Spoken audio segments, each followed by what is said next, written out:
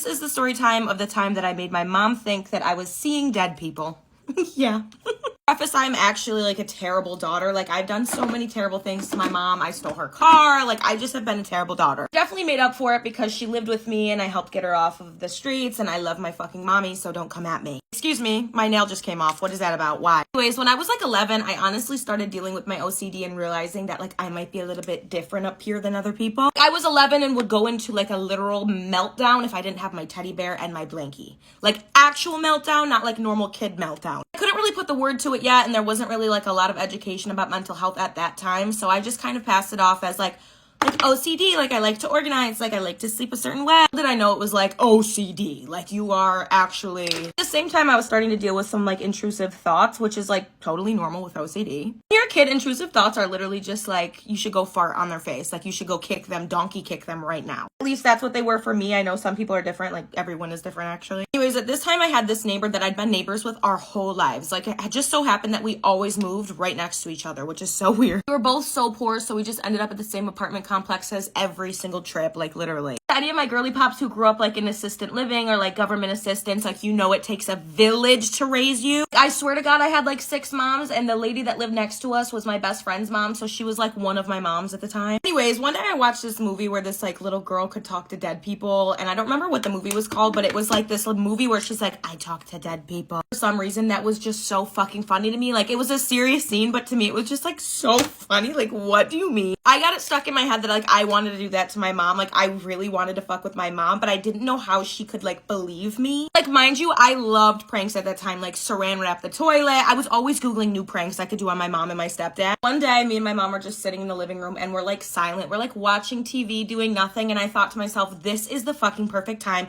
So I look at her and I say, out of nowhere, after silence, okay, Mommy, sometimes I hear things. I hear people talking. And she's like, what do you mean? Like, not really like rude like that. She's just like, what? And I was like, sometimes I hear people and I hear things that aren't there and I see things that aren't there. And my poor mother just looks at me and is like, oh, well, we might need to go to therapy then for that. And I'm like, yeah. Obviously, at that time, I didn't know what schizophrenia was, and I didn't know that that type of stuff ran in our family. I just thought Miss Girl was gonna think I saw dead people. But no, she was really worried about my mental health. So like 2 days later, I go over to my friend's house, and I'm talking to his mom, and me and her always caught up like we were girlies. I was like, OMG, I have to tell you about the prank that I pulled on my mom, and she's like, what did you do? I was like, I convinced her that I talked to dead people, and she's like, oh my God. Says your mother came over yesterday freaking out because she was so worried about your mental state and thinking that you might be losing it a little bit, and she's terrified. I was like, great, so she's not gonna believe me when I tell her it's a prank. Part 2, I'm sorry. This is a story time of my 6-year-long relationship. You guys ask about all the fucking time, and strap in because it's a long one. I mean, like literally a long one. 6 years, babe. That's a long time. I'm sure some people are confused because of all my story times. You guys are like, how have you managed to have a 6-year-long relationship with all these stories?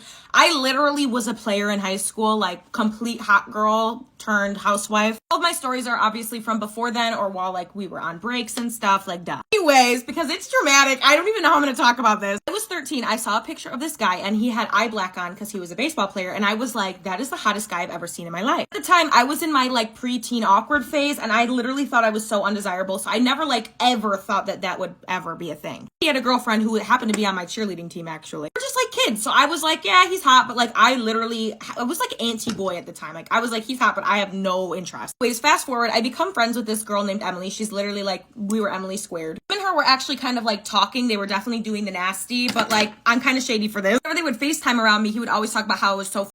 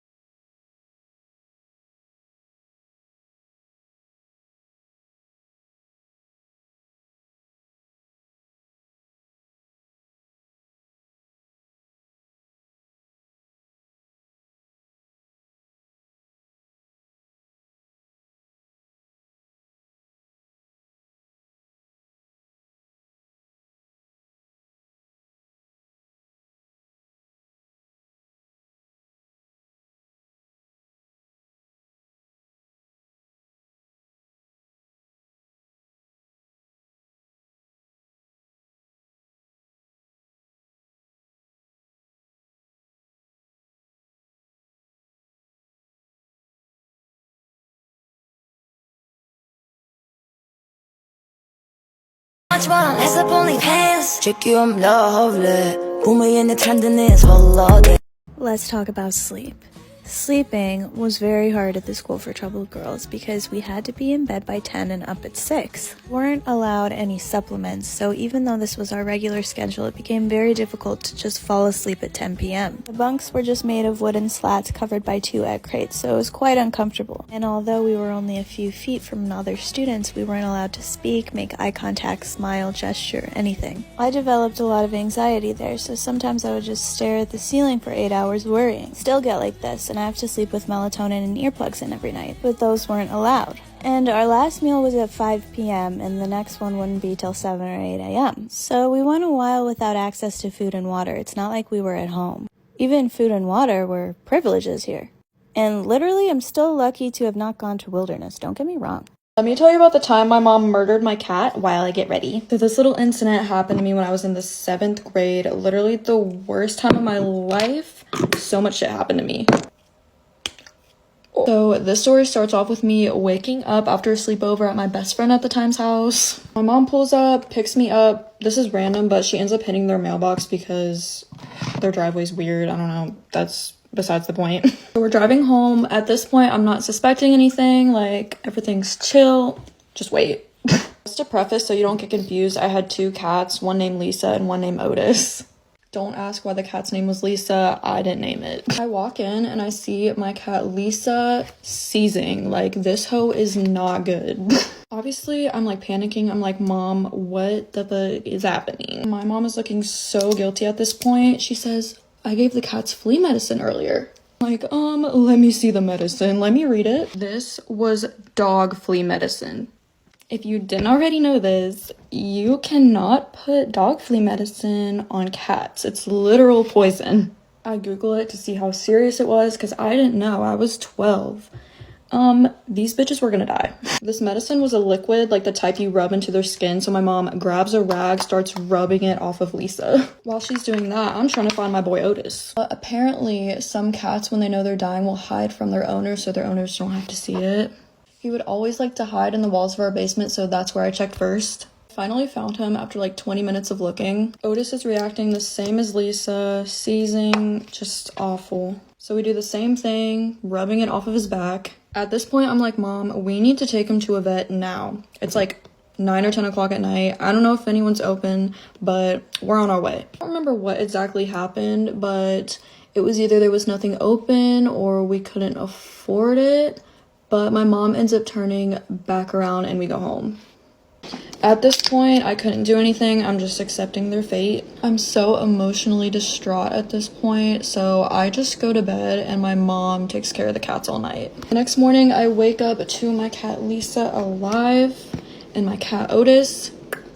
I'm assuming the reason why Otis didn't make it and Lisa did was because we couldn't find him for those 20 minutes, so we had the medicine on longer. We ended up burying him the next day. Took me a while to forgive my mom. I don't know what she was thinking, but you live and you learn.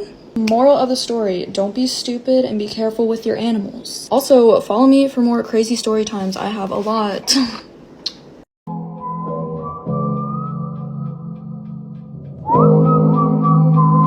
Your body will physically reject someone that's not meant to be in your life, and I'm gonna tell you my experiences with that in the past. I had this boyfriend in high school. I developed the worst anxiety while I was dating him. That relationship had me having panic attacks daily. My body just was not at peace with him. This also goes for friendships. A friend I had, my immune system kicks booty, girl. I don't get sick. I was friends with this girl. I have never gotten sick so much in my life. Literally your body telling you this is not right. I had this boyfriend a while ago. When I was a teenager, I was very tiny. I mean, now like I got a grown woman body, yada yada. Within less than a year, nothing about my diet had changed. My activity level didn't change. Gained 45 pounds. There's the obvious signs that someone's not meant for you, like your mental health will just kind of plummet. A lot of us, including me, tend to be like, that flag looks a little orange, not quite red. It's actually pretty crazy though. If you listen to your body and you trust yourself enough, your body will tell you everything you need to know about someone. I think what's important to keep in mind though is like it doesn't even mean that someone's toxic to you necessarily. It just means like they're not like meant for your path.